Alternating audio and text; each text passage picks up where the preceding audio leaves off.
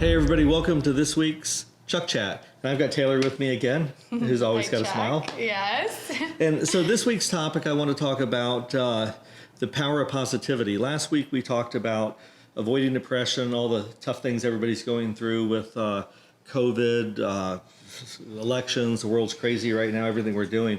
But I really want to talk this week about the power of positivity, about being an optimist.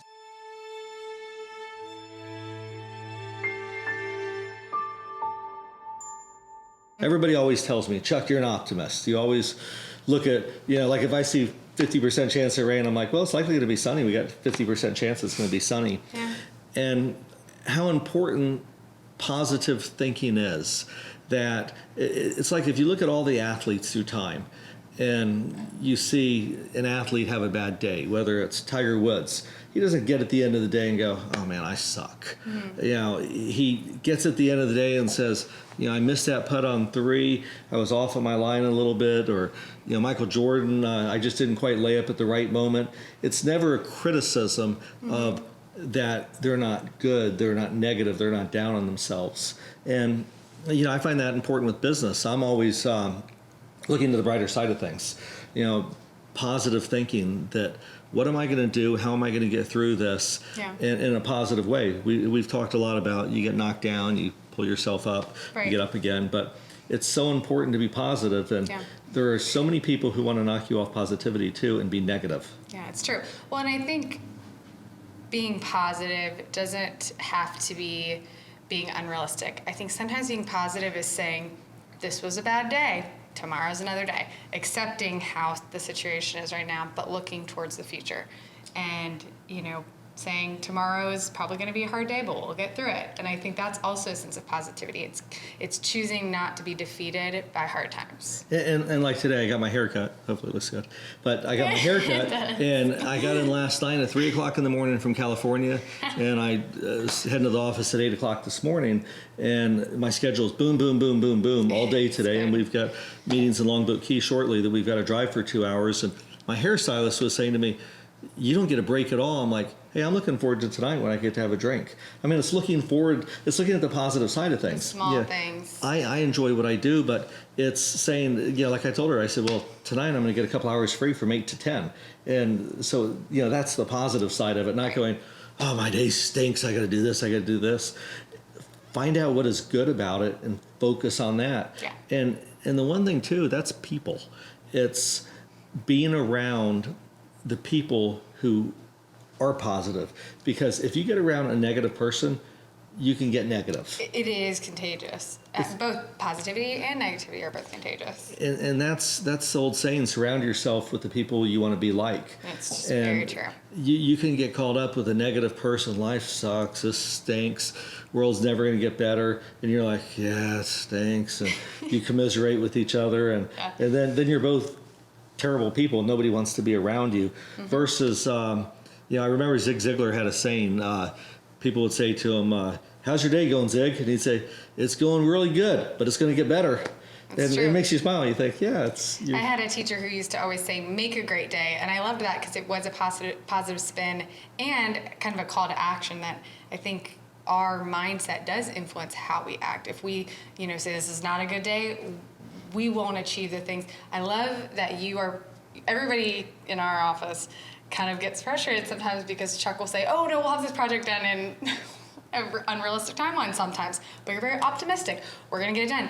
What happens is even if we fall slightly short of that date, we still get it done faster than what we would have gotten. You know what I mean? Because we are taking action and trying to reach for those expectations, those very optimistic expectations, and it allows us to work towards that. So it gives us something to work. Yeah, it gives you a little bit higher bar to shoot for.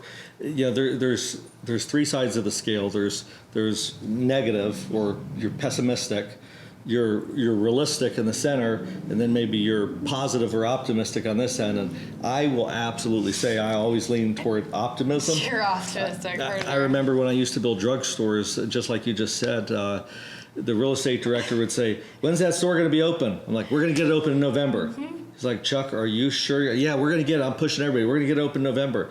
Then we open it in January. And didn't I talk about I swore I shut that ringer off, and I guess I didn't. So silent mode on. So but I would set a date and never give myself a cushion because I was so sure I could make it. And then if I was late, I'd be like, Steve, we got the store done. I know it took us 11 months. Chuck, you said it was going to take 9. I know, but everybody else takes 14 months, so we did well. And he's like, just set the realistic date. So so that's a fallacy of mine. So sometimes it's optimism's no fault. And there's a balance with that. But I love that you lean towards optimism, especially now because I talk to brokers and even I've been talking to a lot of other developers, and their mindset is, we just understand we're not going to get a lot of deals done right now. Well, yours is the opposite, and you're like, Taylor, get fully leased on all of our sites. And so what it does is it's frustrating for me because you're overly optimistic. But I've got a lot more deals done than I think I would have if I had the other mindset. Yeah, if I walked in your office and I said, Taylor, you're probably not going to get anything done. Yeah, there's no more, right. And I stayed here until 9 p.m. last night. And I think it's because I knew I had that meeting this morning and I was not going to let you down. And you are getting deals done. And the difference in like optimism, realism, and pessimism was I had a teacher, Mr. Craig, and I was in the 8th grade in my business class. It was a career class. They didn't call it business. They called it career education. Okay. And he went around the classroom one day and he said to everybody, what do you want to do when you grow up? What do you want to do for your career? And I remember he got to me and he goes, Chuck, what do you want to do with your life? And I go, I want to be a millionaire. And you talk about negative. This is a career guy. He looks at me and he says, Chuck, and I came from a neighborhood that, people weren't wealthy. Right. The average home was probably $40,000. And he said to me, Chuck, he goes, not only will you never be a millionaire, you'll probably never even meet one. Wow. And I was like, I got to look him up today. You need but that was someone who didn't promote you. And I was the type of person who, if you tell me I can't, I will. And yes. So I was positive, like, I'll show you. And but the difference is, I would hope if I was a teacher, I would have looked at that student and said, if he said he wanted to be a millionaire, saying, that's awesome. Figure out the pathway to get there. Yeah, well, and I think that's a really good point because I was thinking that myself because there's a balance if I've been motivated by the pressure you put on me, but also everybody likes to be built up and have positivity. And so you saw in that instance the impression it could have made on you. Either way, it inspired you to work harder. But if somebody had just encouraged you, and so positivity, one, is good for us to have internally, but it's also good for us to pass on to other people. It inspires other people. And I think even right now, I'm talking to tenants who are really struggling. I know our legal team is talking to them every day too. To give them a little bit of positivity, I think it is contagious, and it helps somebody. And we've worked with tenants saying, hey, you're going to make it through. Hang on, we'll work with you. And we have. And just like you have done a great job. But, the one thing we have to pay attention to is avoiding the negative. The ones that are like, oh, you shouldn't be doing this. You should move on. And that's true in life. When you're around people that are just, there's people you're like, you meet and you just don't like because they have a negative view on everything. Their outlook is bad. And it's hard to change people like that. If someone's got a poor outlook, and maybe it's just inherently bred that you're a down person or a negative person, or you walk around with your head down. I mean, if you walk around with your head up and you smile at people, they talk about smiling's infectious, that you make other people smile, they like you. And that's the one thing too, talking about being positive is it's slightly a different subject, but just being nice to people. If you're positive to people, when I see people and I say, hey, how are you doing? You having a great day? To actually take a little bit of a genuine interest in whether it's a waiter or a waitress or someone you just encounter, and all of a sudden they realize, you can change their whole day just by being nice to them. I'm laughing because just a little while ago, I'm walking down the hall and I hear you get calls and you answer every single call that comes to your phone. I know that you don't ignore anything. You didn't answer that one, but you'll call them back, I'm sure. And somebody called you and it was somebody pulled your name off a sheet and they said, "Do you want to be a real estate investor?" And I hear you go, "Yes, I would love to." Instead of just hanging up the phone, you're just like, why not just have fun, And she hung up on me, and I really shouldn't screw with those people who call you, but I find it kind of a kind moment of to have a little funny. fun. I mean, they're bugging you all the time. Instead of turning it into a negative, it's like, okay, do you want to be real? Yeah, I'd love to be a real estate investor.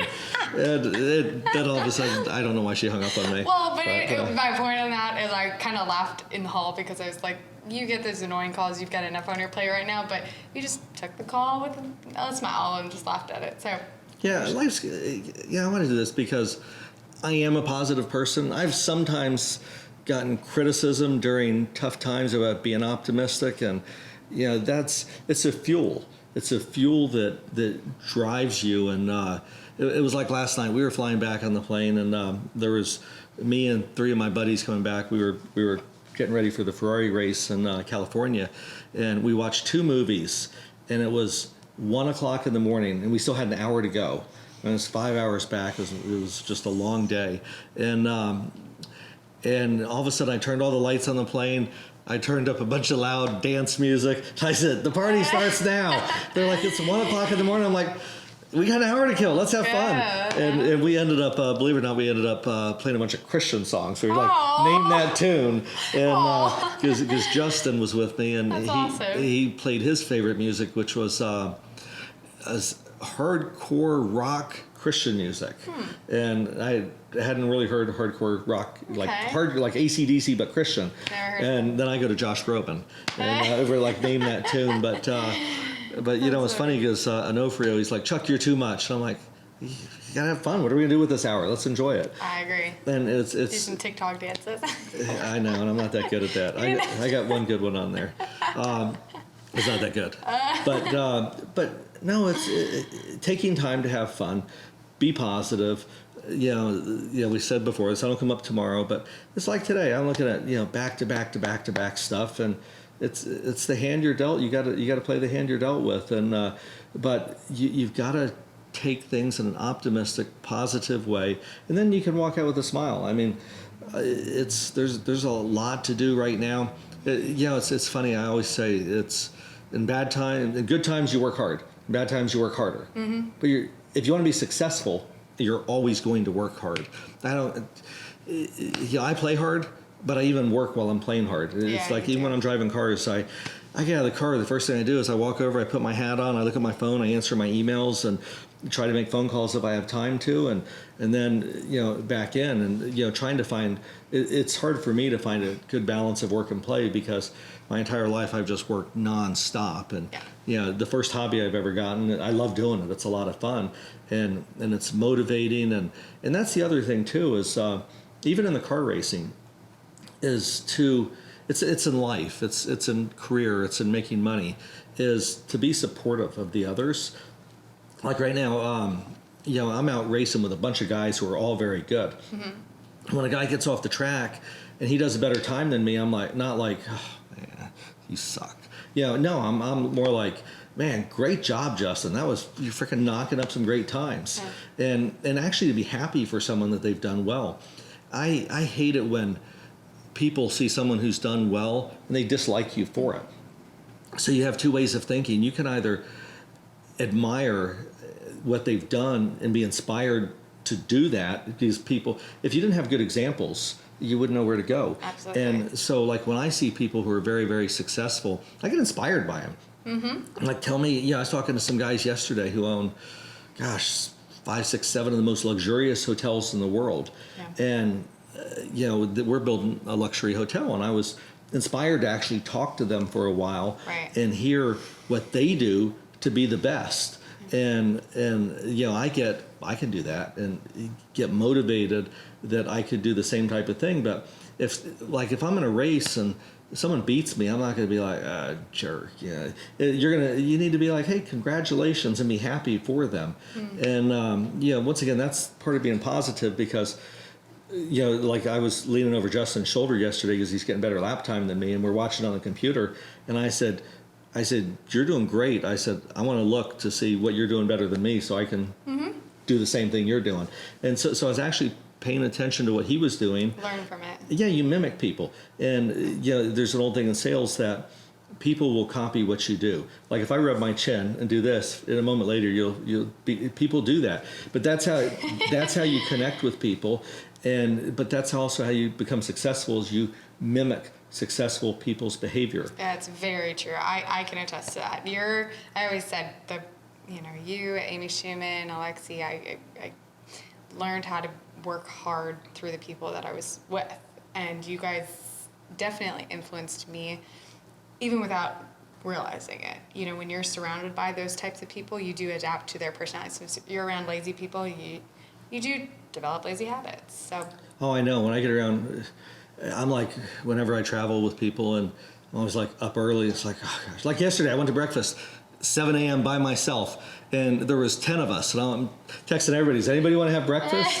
and the funny thing, I'm on the opposite coast of the United States in California, and I'm sitting at breakfast, and I texted literally all 10 of them, and nobody was up to see if they want to have breakfast. And then I see this guy walking by, and I go, Lotar!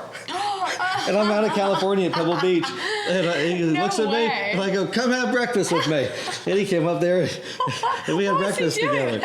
And he's out there playing golf. That is hysterical. He flew out, he was going to go to Colorado. It was like 80-something degrees, and the next day it snowed. And but that tells you how small the world is once again. I mean, I'm in California, sitting on the balcony of a restaurant. I'm the only one there because it's 7 a.m. and nobody else is stupid enough to be up at breakfast. And I see Lotar, and we have breakfast together. And it was just, I hadn't connected with him in a while. That's awesome. So, but once again, it tells you, I've said this before, you can't burn bridges too. You never know where you'll run into somebody. And if you don't treat people right, I could have been like, oh, it's Lotar. I want to talk to Lotar. But it was nice to see him. And but anyhow, I'm kind of getting off the subject a little bit. But it's just so important in anything anyone does is to be positive. And like I said before, if you're doing the wrong thing, change. Do something different. Whether it's a career or whether you're doing something in business and you're not just getting there, maybe you need to do it a different way. Right. And I think I've said this before too. It's funny because I'm a student again, driving cars, and I haven't been a student in a long time. But I listen to my coach, and when you have someone critiquing you, and I try to remember this with my job, because my job is not to really critique you, but to tell you, hey, try this, try that, do this, do that. And sometimes you just want to turn around and say, I won't use that word, but screw off. Leave me alone. And I know you probably thought that in your head, Chuck. And a word that rhymes with Chuck. But sometimes, like when Dave is coaching me, and this guy used to drive professionally, drove Formula cars, and he's good. He's really good. Like if I go out and do a lap and he does a lap, he gets better time than me. He's retired, but he knows what he's doing. And like yesterday, we had 15 corners on the track. And every corner, he's like, okay, this is what you did wrong here. This is what you did wrong here. Yeah. And I'm like, what'd I do right? And then you go through and you go, you really got this one, you nailed this one. Right. Because people want to hear that positivity. They want to hear positive reinforcement. But part of being good and strong is hearing the negative side of it, because I would run back through my head, and I'm using racing again as an example, but it's an example of life, is that when he says, when you go into turn one, you need to change your angle a little bit and go a little harder. And that's true in life. You just change your position a little bit and work a little harder, drive a little harder. And that's what I'm doing, driving. And he's like, it's so applicable to everything. I'm coming out of a turn, I'm trying to get faster and better. You need to be more aggressive. And I'm like, gosh, I'm already going pretty freaking fast. Right. He goes, you want to get better time? You got to be more aggressive. And you got to enter it this way. And sometimes you get tired of being told, okay, but the fact of the matter is, you're not the best. And if you want to be the best, you have to take that criticism and you have to remember. And then next time I'm going around the track, I say, he's watching my video telling me these things. Next time I'm going around the track, I'm saying in my head, okay, Dave told me, go into it this angle, be more aggressive coming out, do this. Then all of a sudden I get a much better lap time. And that's the same, and I was being positive about it. Then I get out of the car, I'm like, now look at my video. I did everything you told me to do. It's like, that's great. And if you do this, you'll even be faster. Okay, I'll get back in the car and go do it again. And that's true with everything we do. And whenever something bad happens to me, I use it as a learning experience, and I'm positive that I won't make that mistake again. I'm positive that I'm going to do better and try hard. And I'm constantly calling up our CFO going, Dale, I got a great idea. I got an idea. Here's how we're going to overcome this. And if you get turned down, you can't be negative that you're done. And it's like us leasing spaces. If we have space 1 and we get turned down by 6 people, we're positive someone's going to take it. And if you're positive, it could have been the 7th person. That you're reaching for that golden ring, and you got to keep reaching for it. But that's what, for me, it's fuel.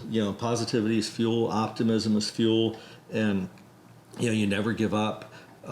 It really is an attitude, and it's surrounding yourself with people who live like that, and it's true in almost anything we do, that those are the people we need. And you're a positive person. And I mean, Dale and I always talk about, we love being around Taylor, because if we're having a bad day, we can talk to Taylor, and Taylor do a run-on sentence and go into 6 subjects, and she's fun, and we laugh, and we have a great time, and she's always smiling, and you always got a good giggle going on. And you have a positive attitude, and you know what it's like to be around people who bring you down. And you can't get out of the room quick enough when you're with people like that. Exactly. Yeah. So and by the way, I've been talking about this vaccine thing too, and maybe I'm overly positive about it. I was on a call last week with a bunch of real estate professionals, and it's a webcast all over the country. And the lady said, after I made a comment, she goes, "Well, I'm sure that brought a smile to everybody's face," because I'm very optimistic that this. It's become political, but after the election, maybe before, that a vaccine is coming out, and I think the world's going to turn around again. We're going to be, it's going to be a really positive thing that happened. I'm optimistic it's going to happen sooner than later. Originally, this was me being optimistic, but originally when all this came out, they said, we won't see a vaccine until March, April, May of next year. And I kept saying, I bet it's going to be this year. I know it's going to be this year. Oh, you're being optimistic. And yes, I was, because it drove me to a shorter finish line. If I had to think it's not going to be till March or April next year, it's like, oh gosh, we got a long way to go. But when mentally I started thinking, I think it's going to happen this year, and now it's going to happen this year because there were so many professionals working on it, that it's, they're saying likely it could be administered in October. And it's uplifting to think that we may end this soon, that people can take a vaccine, and everybody hates wearing these stupid masks. I know we have to right now, but I hate the mask. Bad. It's like, who is that masked man?